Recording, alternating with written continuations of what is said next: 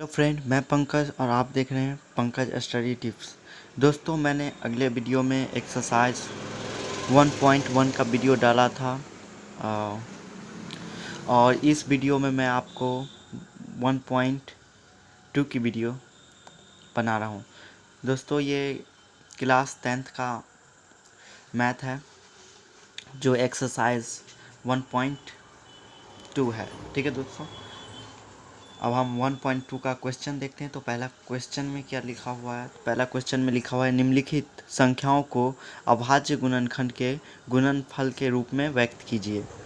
तो दोस्तों, पहला जो हमारा दिया हुआ है वो है 140। ठीक है दोस्तों, कितना है? 140। अब हमको 140 को क्या करना है? अभाज्य गुणनखंड के विधि से हल करना है। ठीक है, तो उसको हम कैसे करेंगे? तो उसको हम ऐसे कर सकते हैं, 70, 35, 5, 7। ठीक है दोस्तों, अब इसको हम कैसे लिख सकते हैं? 2 × 2 × 5, 7। ठीक है दोस्तों, अब हम इसको सिंपल में ऐसे लिख सकते हैं, 2 का स्क्वायर 5, 7। ये हो गया हमारा आंसर। ठीक है दोस्तों, अब हम दूसरा देखते हैं। दूसरा हमारा दिया हुआ है 156। अब हम 156 का निकालेंगे, उसी प्रकार हम इसको भी करेंगे। 156 का 2 से लगाएंगे, उसके बाद हो गया 78, फिर उसको 2 से लगाएंगे, हो गया हमारा 36, फिर 36 नहीं होगा, 39 होगा, 39। ठीक है, 39 हो गया, फिर ये 3 से लग जाएगा, 39। ठीक है दोस्तों, अब क्या होगा? 2 × 2 क्रॉस 3 क्रॉस। अब इसको हम कैसे लिखेंगे? इसको भी ऐसे लिखेंगे, 2 का स्क्वायर × 3 × 30। ठीक है, अब अगला देखते हैं, अगला को कैसे लिखना है।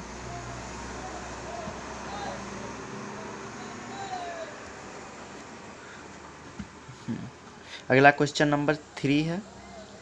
इसका पहला का तीसरा क्वेश्चन है जिसमें दिया हुआ है 3825। अब 3825 का करना है, तो 3825 में क्या हो जाएगा? पहले 3 से लगेगा, उसके बाद फिर 3 से, 5 से, फिर 5, फिर 7। दोस्तों, आप इसको इसी तरह से कर सकते हैं, वीडियो लंबा ना हो इसीलिए मैं इसको इस प्रकार से कर कर लिख रहा हूँ, नहीं तो कर कर दिखाऊंगा तो वीडियो बहुत लंबा हो जाएगा। जिस तरह मैंने इन दोनों को किया है उसी तरह से आप इसको भी कर लीजिएगा। ठीक है दोस्तों, अब हम चौथा क्वेश्चन देखते हैं। चौथा क्वेश्चन क्या है? चौथा है 5005। ठीक है दोस्तों, इसको क्या करना है? पहले 5 से लगेगा, फिर 7 से लगेगा, फिर 11 से लगेगा और फिर 13 से लगेगा। यही हमारा आंसर हो जाएगा। बहुत आसान है। Question number 29। ठीक है, 7429 दिया हुआ है। तो अब इसको हमको कैसे सोल्व करना है? 17 देना है, फिर 19, फिर 23, और यही हो गया हमारा आंसर। दोस्तों, अगर आपको परेशानी हो तो आप इसको इस माध्यम से कर कर देख सकते हैं। ठीक है दोस्तों, अब हम दूसरा क्वेश्चन की ओर चलते हैं। तो दूसरा क्वेश्चन हमारा क्या दिया हुआ है, पहले पढ़ लेते हैं, उसके बाद उसको सॉल्व करेंगे। दिया हुआ है, पूर्णांकों के निम्नलिखित युग्मों के HCF और LCM ज्ञात कीजिए तथा इसकी जांच कीजिए कि दो संख्याओं का गुणनफल HCF क्रॉस LCM है। पहला क्या दिया हुआ है दोस्तों? 26 और 91। क्या दिया हुआ है? 26 और 91। अब हम इसका निकालेंगे LCM, और पहले 26 का निकाल लेते हैं। तो क्या हो जाएगा? 13 दूनी 26। ठीक है, उसके बाद 91 का निकालेंगे, तो 91 में क्या हो जाएगा? 13 सत्ते 91। ठीक है, तो इसमें देखिए क्या कॉमन है? 13। दोनों में 13 कॉमन है, तो इसका HCF क्या हो जाएगा? 13। क्या हो जाएगा HCF क्या हो जाएगा? 13। उसके बाद LCM LCM कितना हो जाएगा, 1/13 लेना है, दोनों में से 1/13 ले लेंगे, उसके बाद 7। ठीक है दोस्तों, अब इसको हम क्या करेंगे, गुना कर लिख देंगे, कितना हो गया 82। कितना हो गया। अब हम इसको क्या करना है, हमको बोला गया है यहाँ पर जांच करने के लिए, तो अब हम इसको जांच कैसे करेंगे, तो जांच कर भी देख लेते हैं क्या होता है। एक तरफ लिखेंगे HCF क्रॉस LCM जो हमने निकाला है, और दूसरी तरफ पहली संख्या गुने दूसरी संख्या, पहली संख्या क्रॉस दूसरी संख्या। ठीक है, LCM क्रॉस HCF। ठीक है, अब हम LCM कितना आया था, LCM आया था 182 और HCF 13। ठीक है, और ये पहली संख्या 26 और ये 91। दोस्तों दोनों हमारा क्या होगा, सेम। आप गुना कर देखिएगा तो आपको इतना मिल जाएगा, 2366 आ जाएगा। ठीक है दोस्तों, तो दोनों में क्या हो गया, सेम हो गया, तो ये क्या हो गया, प्रूफ हो गया हमारा। लिख देंगे हम लास्ट में, अच्छा रहेगा लिख देंगे, तो दोनों संख्या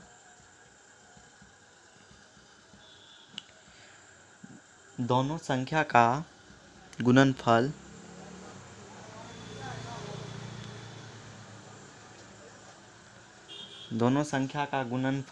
उसके HCF और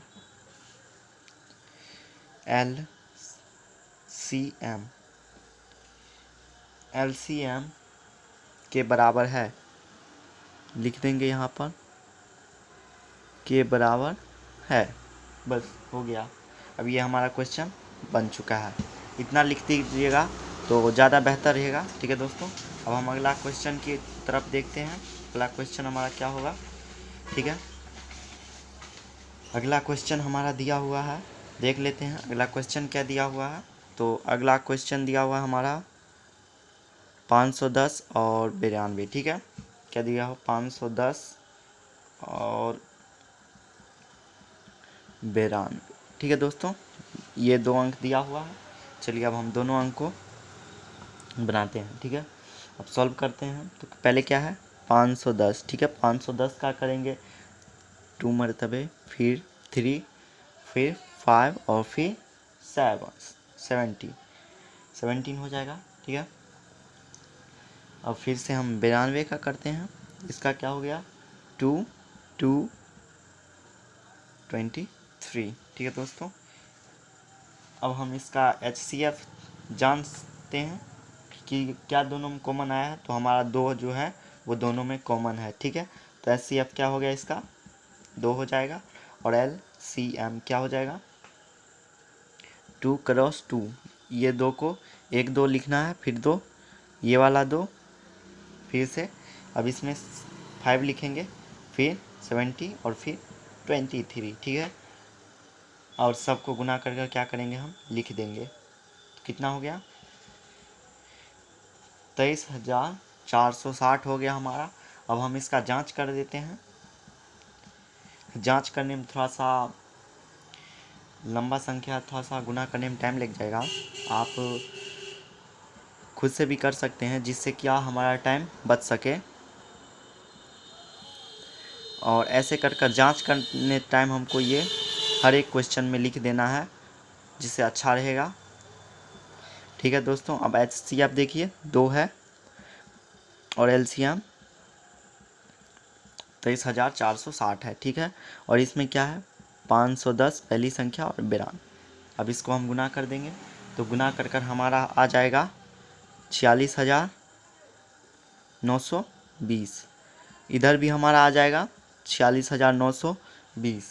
तो दोस्तों हमारा दोनों संख्या क्या है, बराबर है।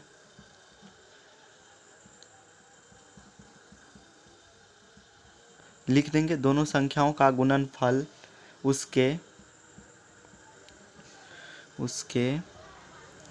HCF और LCM के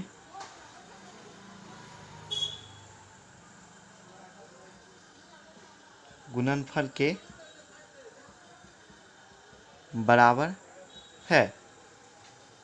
हमारा ये क्वेश्चन बनकर तैयार हो गया। अब तीसरा क्वेश्चन देखते हैं।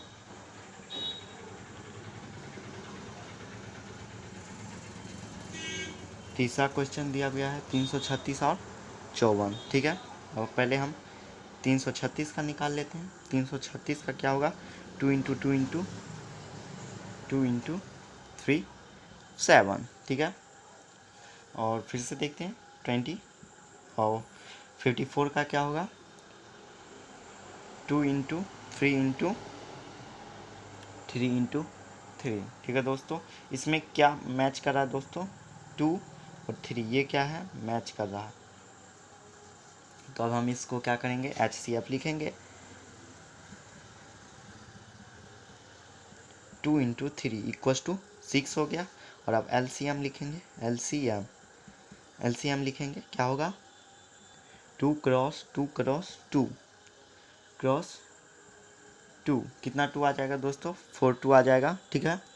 देखिए एक 2 ये हो गया और 3 ठो 2 ये वाला, ठीक है। एक 3 ये वाला हो गया और फिर 3 ठो 3 अलग से लिखेंगे, ठीक है दोस्तों। एक 3 और ये 2 3, 3 ठो 3 हो गया और एक 7 लिख देंगे और सबको गुना कर क्या करेंगे, लास्ट में लिख देंगे। तो हमारा आ जाएगा 3024 आ जाएगा, ठीक है। अब हम इसका जांच भी कर लेंगे, यहाँ लिख देंगे जांच, ठीक है। और फिर इसको हम ऐसे कर कर लिख देंगे।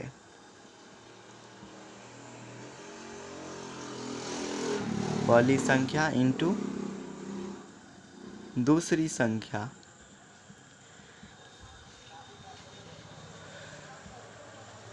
पहली संख्या क्या है, 6 आया है और दूसरी संख्या, ठीक है दोस्तों, 3024। और फिर इधर पहली संख्या क्या है, 36, 336 और इधर 54, ठीक है। इसको हमने लिख दिया और अब फाइनल गुना कर इसको हम लिख देंगे, ठीक है दोस्तों। और हमने इसको गुना कर भी लिख दिया है। और फिर यही इसी को यहाँ पर क्या करना है, लिख देना है, ठीक है दोस्तों। ठीक है दोस्तों, आगे बढ़ते हैं। आप इसको लिख लीजिएगा।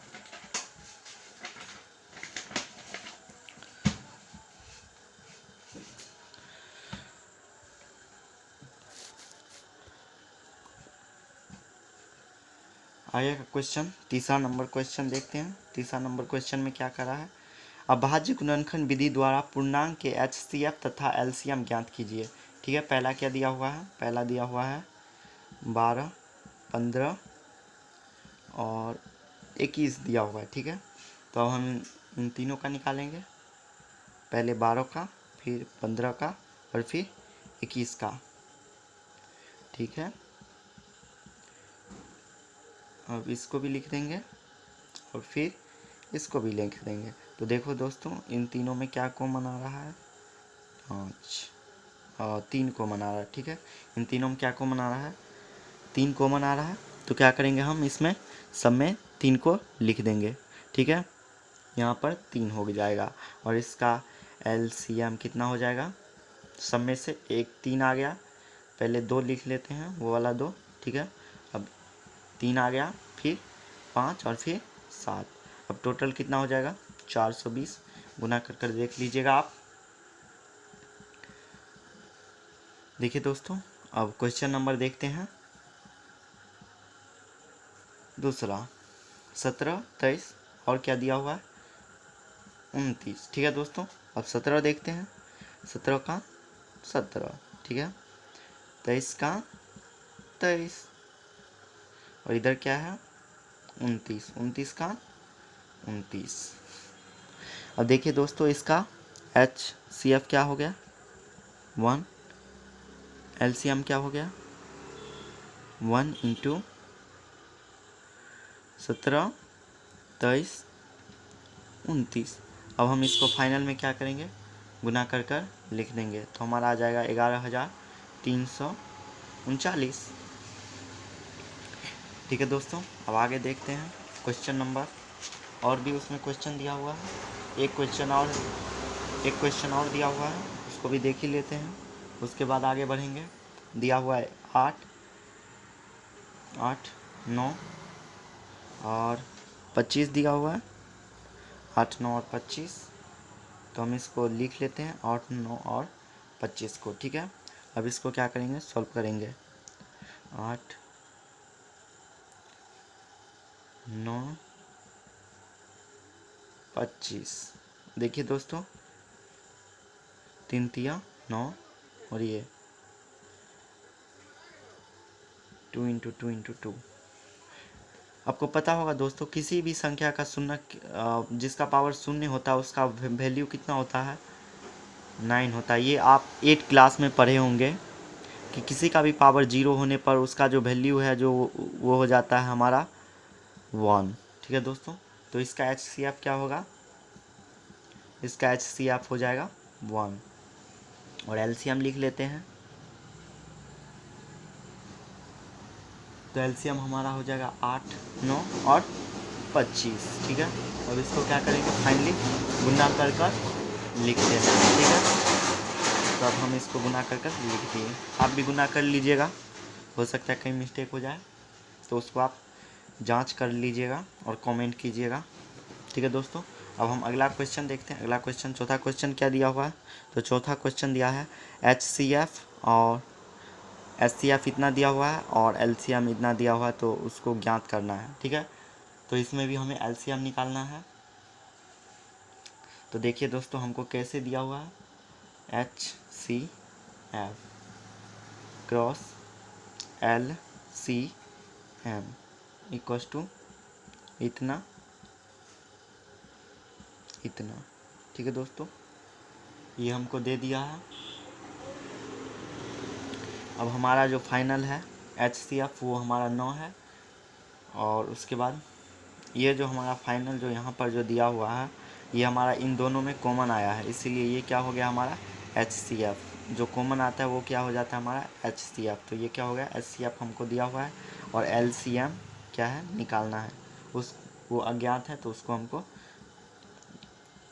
ज्ञात करना है, ठीक है, उसको हमको लाना है। तो हम इसको लिख देंगे LCM, और ये क्या हो जाएगा, ये जो ऊपर है वो बट्टा में चला आएगा, वो कहाँ चला जाएगा, बट्टा में, और ये कैंसिल हो गया। तो कैंसिल होने के बाद क्या आ गया हमारा 34। अब हम इसको लिख देंगे 34 इंटू 657, ठीक है। अब हम इसको क्या करेंगे, यहाँ पर लिख देंगे, इसको जो गुना करने के बाद हमको परिणाम आएगा उसको यहाँ पर लिख दिए, और ये हो गया हमारा आंसर, ठीक है दोस्तों। अब हम देखते हैं कि हमारा 5वां क्वेश्चन कौन सा है। क्वेश्चन नंबर 5 को देखते हैं। क्वेश्चन नंबर 5 क्या बोल रहा है, जांच कीजिए कि किसी प्राकृत संख्या m के लिए 6m पर समाप्त हो सकता है। क्या कह रहा है कि कोई ऐसी संख्या है, कोई ऐसी प्राकृत m संख्या है जो क्या 6m पर 0 हो सकता है, क्या हो सकता है, शून्य हो सकता है, ठीक है। तो इसको हमको क्या करना पड़ेगा, पहले इसको बनाते हैं, ठीक है। तो पहले क्या होगा, 6m इंटू, अब 6m को हम कैसे लिख सकते हैं, 2 इंटू 3 पावर m, ठीक है। अब हम इसको पावर क्या करते हैं, दोनों को बांट देंगे। ये आपने पढ़ा होगा क्लास 8 में, देख रहे हैं दोस्तों क्लास 8 का कितना इम्पोर्टेंस है क्लास 10th में। तो दोस्तों ये क्लास 8 में पढ़ा है आपने। देखिए दोस्तों, हमारा क्या आ गया, 1 इंटू 1 आ गया हमारा आंसर।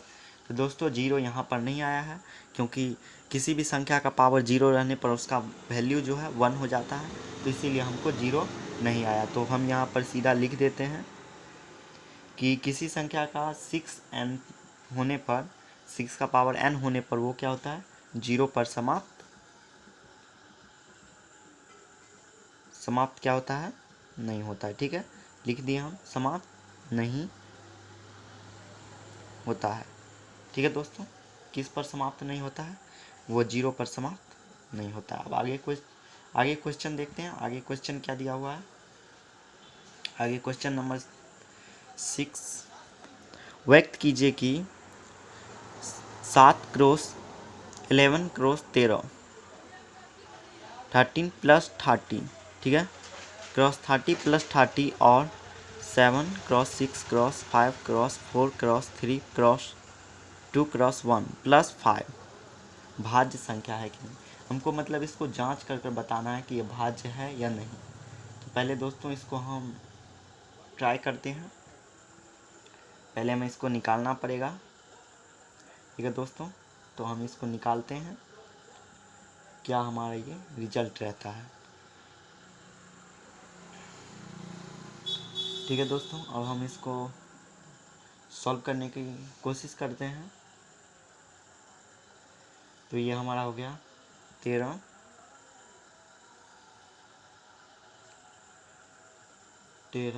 इंटू 1, 13 इंटू 1 इंटू 13, ठीक है। यहाँ पर क्या है 7 है इंटू क्या है 11 1 प्लस 1। इसमें से क्या क्या है, हमने 13 को कॉमन ले लिया, इसीलिए ये 1 प्लस 1 हो गया, ठीक है। तब ये क्या हो गया 13 इंटू तक प्लस 1, ठीक है दोस्तों। अब इधर लिखते हैं 13 into 78 equals to 13 cross 2 into 3 cross 30।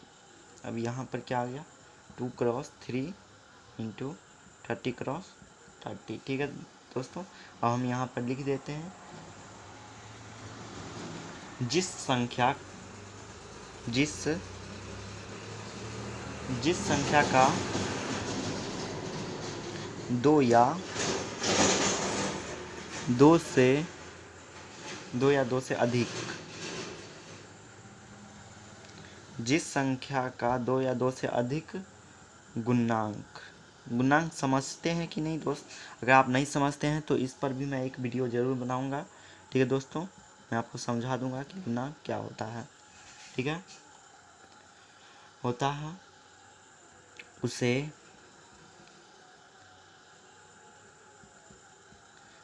भाज्य कहते हैं। किसे भाज्य कहते हैं, जिस संख्या का 2 या 2 से अधिक गुणांक होता है उसे हम क्या कहते हैं, भाज्य कहते हैं। तो इसका है ना दोस्तों क्या सब है 7 11 13 प्लस 30, ठीक है दोस्तों। 2 या 2 से अधिक गुणांक है तो यह भाज्य है। अब हम क्या देखेंगे दोस्तों, इसमें एक और क्वेश्चन दिया हुआ उसको भी देख लेते हैं। 7 cross 6 cross 5 cross 4 cross 3 cross 2 cross 1 plus 5 दिया हुआ, ठीक है। तो अब हम इसको भी ट्रांसफ़र करते हैं। तो इसको क्या लिखा है 7 cross 6 cross 1 cross 4 cross 3 cross 2 cross 1 plus 5, ठीक है। तो इसको हम कैसे लिखेंगे,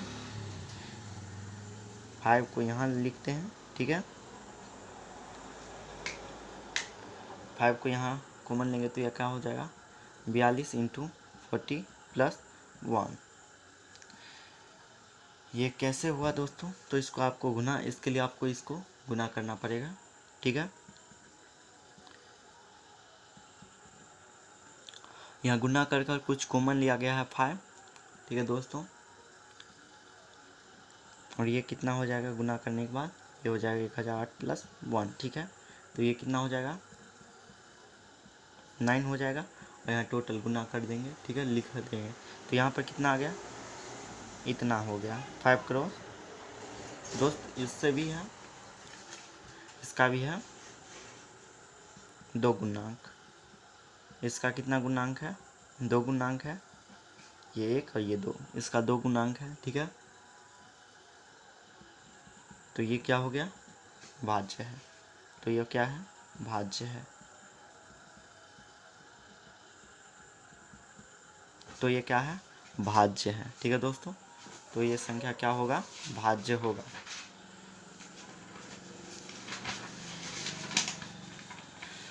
दोस्तों अभी एक क्वेश्चन और बचा हुआ है 7 नंबर, आप 2 मिनट देखिए। थोड़ा पेज ख़त्म हो गया तो पेज देखिए।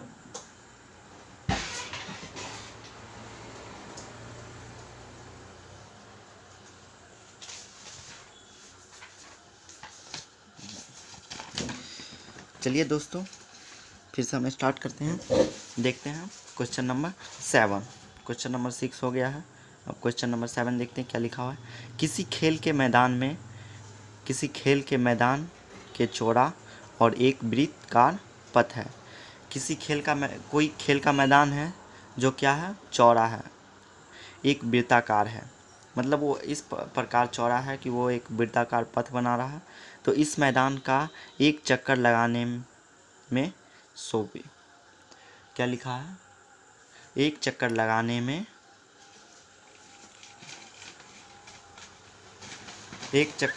शून्य। आप बुक में देख लीजिएगा, कोई भी नाम हो, एक चक्कर लगाने में शून्य को कितना मिनट लगता है, शून्य को 8 मिनट लगता है, जबकि इसी मैदान में एक चक्कर लगाने में रवि को 12 मिनट लगते हैं। कितना मिनट लगते हैं रवि को, शून्य को 8 मिनट और रवि को 12 मिनट लगते हैं। मान लीजिए वे दोनों एक ही स्थान और एक ही समय पर चलना प्रारंभ करते हैं, तो एक ही दिशा में चलते हैं, कितने समय बाद पुनः प्रारंभिक स्थान पर मिलेंगे।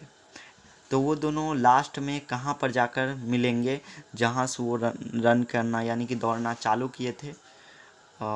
तो वही हमको ज्ञात करना है। ठीक है दोस्तों, तो देखिए किस प्रकार हम निकालते हैं। ठीक है दोस्तों, पहले हम क्वेश्चन बहुत ही आसान है, थोड़ा सा यहाँ लैंग्वेज में लिखा हुआ है इसीलिए समझने में क्या हो रहा है, थोड़ा सा दिक्कत हो रहा है। देखिए कितना आसान तरीक़ा से ये बन जाएगा। यहाँ है 18 मिनट, ठीक है, और अभी कितना है 12 मिनट। अब इन दोनों का निकाल देंगे जैसे हम हर क्वेश्चन में करते आ रहे हैं। देखिए कितना आसान क्वेश्चन था, लैंग्वेज में लिखा हुआ था इसीलिए समझ में नहीं आया। ठीक है दोस्तों, ये देखिए 2 क्या है, दोनों में कॉमन आ रहा है, तो यहाँ पर लिख देते हैं पहले 2 इंटू 3 मिनट। ठीक है, तो अब इसको हम गुना कर लिख देंगे, कितना मिनट हो जाएगा, 36 मिनट। ठीक है, अब 36 मिनट यहाँ आ गया है, तो हम लिख देते हैं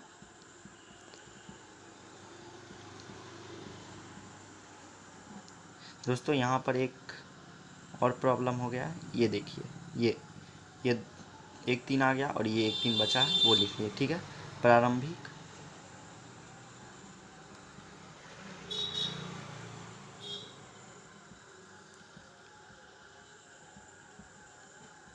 पहुँचने में लगा समय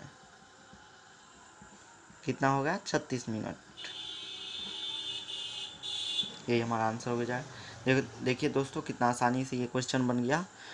36 मिनट यानी कि वो दोनों जो हैं 36 मिनट बाद फिर प्रारंभिक स्थान पर पहुंच जाएंगे। ठीक है दोस्तों, तो दोस्तों इस वीडियो में बस इतना ही, और फिर हम आपके लिए अगला वीडियो लाएंगे